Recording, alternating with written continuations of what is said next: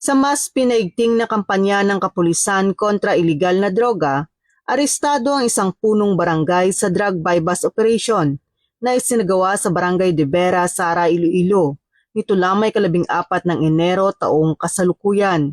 Pinangunahan ang operasyon ng Provincial Drug Enforcement Unit Team 3 ng Iloilo Police Provincial Office sa pangunguna ni Police Major Daji de Lima kasama ang Sara Municipal Police Station, 2nd Iloilo Provincial Mobile Force Company at ang Provincial Intelligence Unit. Kinilala ang suspect na si alias Matmat, 39 na taong gulang, walang asawa, isang punong barangay sa San Dionisio, Iloilo at isang high-value individual. Nasamsam mula sa pag-iingat ng arestado ang humigit kumulang 755 gramo ng pinaghihinalaang shabu na tinatayang nagkakahalaga ng 6,494,000 pesos, bypass money at iba pang mga non-drug items. Nasa kustudiya na ng Sara Municipal Police Station ang arestado na maharap sa kasong paglabag sa Republic Act 9165 o ang Comprehensive Dangerous Drugs Act of 2002. Ang matagumpay na operasyong ito ay bahagi ng mas pinaigting na kampanya laban sa iligal na droga sa rehiyon tungo sa isang mapayapang komunidad para sa lahat. Mula dito sa Police Regional Office 6, ako ang inyong Police News Network Correspondent,